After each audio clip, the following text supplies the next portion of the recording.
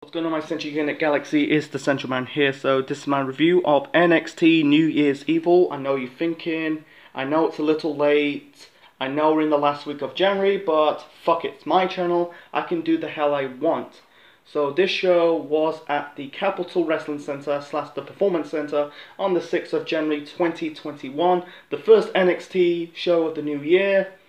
The commentators for the show are Wade Barrett, Vic Joseph, and Beth Phoenix. So this show kicked off with an opening segment by the host of New Year's Evil.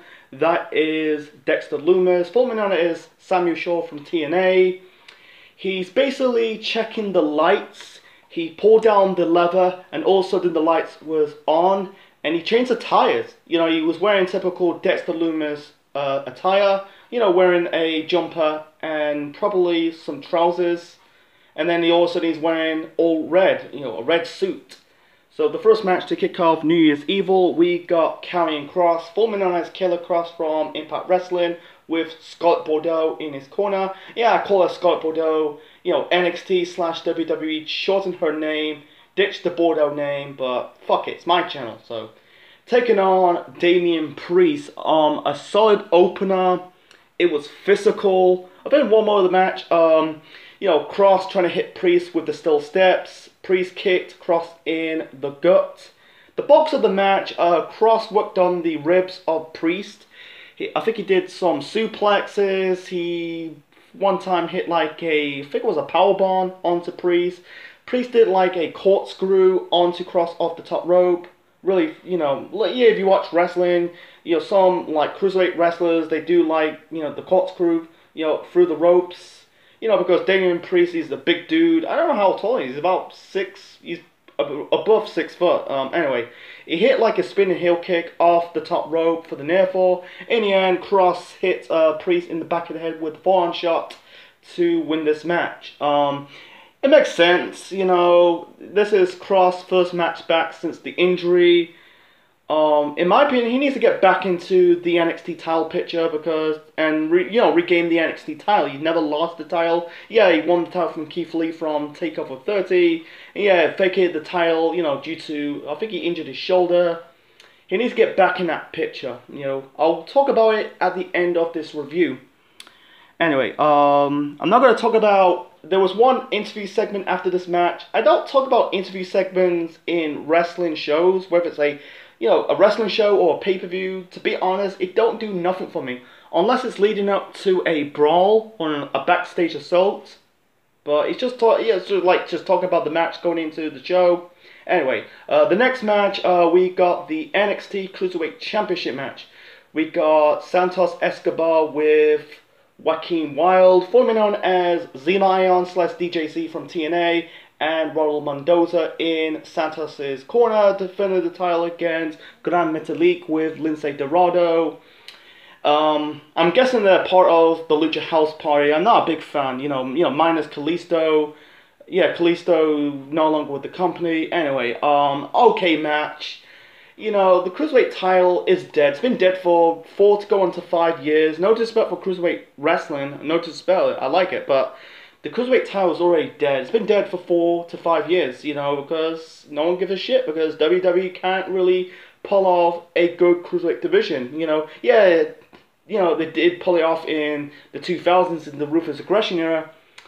Yeah, that was then, but, you know, since they brought it back in 2016, they had no Scooby-Doo what they do, and yeah, it's a dead brand. Anyway, it was an okay match, nothing must-see. There was one botch, like, Metalik was going for like a hurricanrana onto Santos off the ring apron. Santos kind of like countered it, he kind of slipped, kind of recovered, and slammed Metalik into the barricade. In the end, Escobar, you know, I'll call him Santos, you know, I know it's Escobar. Anyway, I'm going to call him Escobar. Anyway, Escobar hits like the Phantom Driver onto Metalik to win this match and retain the Cruiserweight Championship. Moving on to, the third match. Oh yeah, before that you had a segment with Mercedes Martinez. It's all about going after the NXT Women's Champion Io Shirai. He said about, I don't care for the title for the best is the best badass. I care about the women's title. So I don't know what match. It's guaranteed it's gonna be at Takeover. On this show, they announced the date for the next Takeover show. That could be at Takeover, in February. Hero versus Mercedes for the NXT Women's Championship. So that's going in that direction. So, and then we got the third match. The third match, we got Xia Li with Boa in her corner, taking on Katrina Cortez. I'm guessing like Xia is now a heel. She braided her hair. She had straight black hair. Now she braided her hair. I think she was a babyface. I watched some clips on YouTube. She, in her first year or 2 years as a babyface, and now she's a heel. And Bo is wearing all black, and you got this mysterious guy on the throne, or what person? Basically, whether it's a man or woman in the throne. I like this new character. I can't wait. It's really intrigued me. Anyway, the match was just a bona fide squash to build up Xia. Katrina had some offense of her own, but Xia just kicked her head off with I think it was a spinning heel kick to win this match. And then we got one match. It was supposed to be scheduled for this show. It was supposed to be Timothy Thatcher versus Tommaso Ciampa in the Fight Pit match. Unfortunately, the GM of NXT, William Regal, cancelled the match due to Thatcher got injured. So it's a damn shame. I saw the clip of the first Fight Pit match between Thatcher versus Riddle. I think it's Riddle's last match before going to the main roster. I like that concept. It's similar to the Lions Day match from the Attitude Era in 98, 99. Anyway, and then you got Bronson Reed talking about big things going into 2021, and he predicted that Rhea Ripley wins the last women's standing match. And speaking of that match, we got Rhea Ripley versus Raquel Gonzalez in the last women's standing match. This is match of the night for me. Beat the living piss out of each other, Rhea and Raquel. One more of the match. Rhea was going for a drop kick off the steel steps, and Raquel swatted Rhea like a fly with a steel chair. Rhea kind of handcuffed Raquel for a little bit, going for hitting her with the candlestick. But Raquel, she's got superhuman strength, ripped the handcuffs off, and a little bit there was metal, black steel fence on top of the barricade. She ripped a little bit off, she got free. She used the piece of the metal steel fence as a weapon onto Rhea. There was one spot Rhea was gonna hit her with there was the hammer to ring the bell. She kind of slammed Rhea's head into the bell, followed up with a back body drop into the announce table. They were fighting on the stage, Raquel kicked Rhea off the stage. They were fighting this backstage area, and then you got, Rhea put Raquel through a table. She kind of climbed on the top of this locker, did a senton bomb, paying tribute to Jeff Hardy. And I thought that's the end of the match, and then you got Dakota Kai trying to hit Rhea with the candlestick, and really Rhea kind of thwarted Dakota and put Dakota into a locker room. The match still continued, the fight still on the stage. I think Rhea kind of trying to lock Raquel with I think it was a Texas cloverleaf. I'm gonna call it the Australian cloverleaf because Rhea Ripley's from Australia. I think Raquel powered out. Rhea kind of sent Raquel into the LED board. The ending was cool. You had Raquel Gonzalez, she is fucking strong. She one-arm powerbomb Rhea through the stage. Rhea cannot answer the count of 10, and Raquel Gonzalez won this match. I was shocked that Rhea lost, but it didn't really affect me. This 2020, I was Rhea's getting buried. She got buried by Charlotte, but I don't know. I think she got injured or traveling issues, due to the COVID, but I don't think it hurt Rhea Ripley, but I can see Rhea Ripley getting back in the women's talent picture for 2021. The year is still young. There's big plans for her. As for Raquel Gonzalez, she impressed me in this match. She's fucking strong, ripping the handcuffs off the steel fences. powerbomb her, through the through the stage. That's cool, man. There's a star, She's gonna be the star, man, in NXT. She impressed me in the War Games match at Takeover War Games in November, and now she impressed me in this match. I can see her becoming a future women's champion in the future. Trying to get away, break away from Dakota Kai. Who knows? So we got a celebrating segment with the Wave. The Wave is, it was basically their version of the Inner Circle from AEW. You got the NXT North American Champion Johnny Gargano, Candice LeRae, the Garganos, with Indy Blackwell and Austin Theory. They were talking about the curse. Johnny was talking about the curse. He kind of took a dig at a fan. Actually, what fan? Because you got the fans are now LED based because we're still in the pandemic. He's talking about breaking the curse. And then Candice gives Johnny a plaque. The plaque says, 30th of December 2020, the match between Johnny Gargano versus Leo Buff. That was the previous week's episode of NXT, the last NXT show of 2020. And also, Indy and Austin gave, first off, Austin, really put over Johnny, basically called him a superhero. And Indy and Austin give Johnny a picture of them as superheroes. That is badass drawing. And also, Austin and Johnny announced they're going to be in the Dusty Rhodes Tag Team Classic. And then you got Shotzi Blackheart, interrupt the celebrations. She was riding a tank. She's kind of grown into me. I kind of like Shotzi Blackheart at this moment, Austin basically trying to confront Shotzi, called her Mike Wazowski. I know, he's the character from Monsters Inc. A reason why, because this year marks the 20th anniversary of the Pixar film Monsters Inc. And Austin called Shotzi Mike Wazowski from Monsters Inc. Shotzi shot like a fake cannon the missile into the balls of Austin Theory. It was fake. It looks like a ball. And then, take out both Indy and Candice, and then Kushida got involved, and then all of a sudden you got, for one night only, Dexter Lumis announced a match. He doesn't really talk.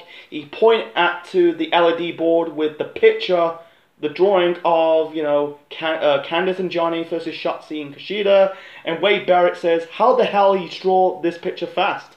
And he was on commentary, Dexter Lumis.